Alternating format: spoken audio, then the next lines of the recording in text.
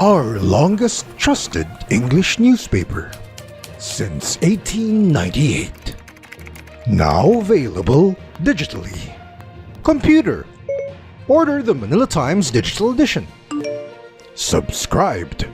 Get the Manila Times Digital Edition for less than 2 pesos and 50 centavos per day when you sign up for 1 year. The Manila Times, news source of choice, trusted since 1898.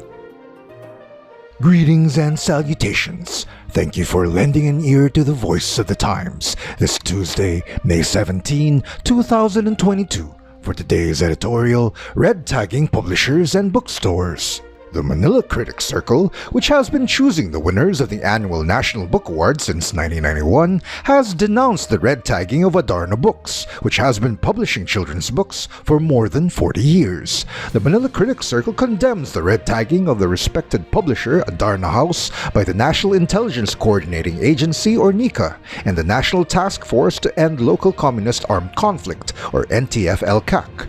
Not only is Adarna House an award-winning publisher known to produce only quality material, it is also a publisher devoted to the truth. It is a disservice to our young readers to assume that they should be exempted from learning about important events in Philippine history, like the imposition of martial law.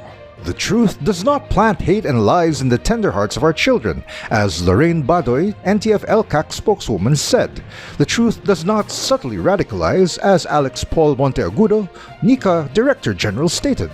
Monteagudo claimed that presenting martial law in children's books plants dissent and hatred in their minds. But martial law is part of our history, as are its victims. Like all true things, it is something readers should learn from books and make up their own minds about. Adarna House is an innovative, privately owned educational publisher that should be encouraged to continue publishing, and commended for its devotion to telling the Philippine story to young children. The red tagging of Adarna Books comes on the heels of the vandalism of Popular Bookstore and Solidaridad Bookshop more than a month ago. Curiously enough, Adarna Books is owned by national artist Virgilio Almario and his family, while Solidaridad Bookshop was founded by the late national artist Frankie Sionel Jose. Each of the bookstores had their storefronts defaced with graffiti in red paint, accusing them of being an NPA or New People's Army front. The red tagging of Adarna Books, as well as Popular and Solidaridad bookstores, go against the right to free speech and expression, enshrined in our Constitution. Publishers and bookstores here do not make money, yet they persist in doing business because theirs are cultural industries. Their books help people to think for themselves. This graffiti vandalism and red tagging also threaten the owners, employees, and customers of the stores, and should be stopped. Moreover, we should all work to improve the dismal reading rates of our children, instead of harassing publishers and bookstores. The late Father Joseph A. Galden of the Society of Jesus was a professor and chairman of the vaunted English department of the Ateneo de Manila University.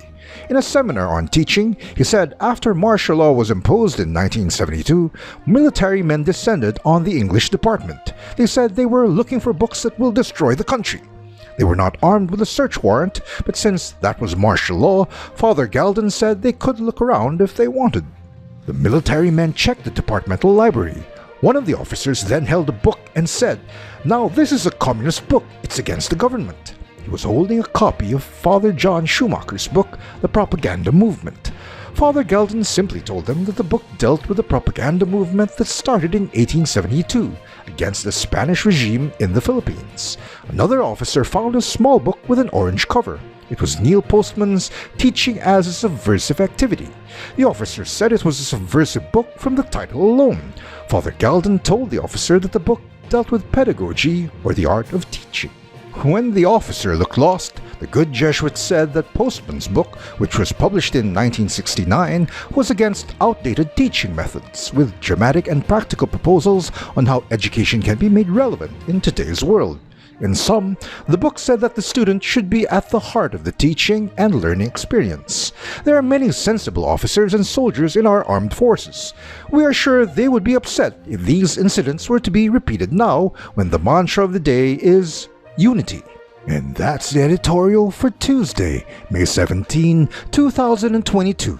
For more news and information, get a copy of the Manila Times on print, subscribe to our digital edition, or log on to www.manilatimes.net. Follow us on Twitter, Facebook, and Instagram, and listen to The Voice of the Times.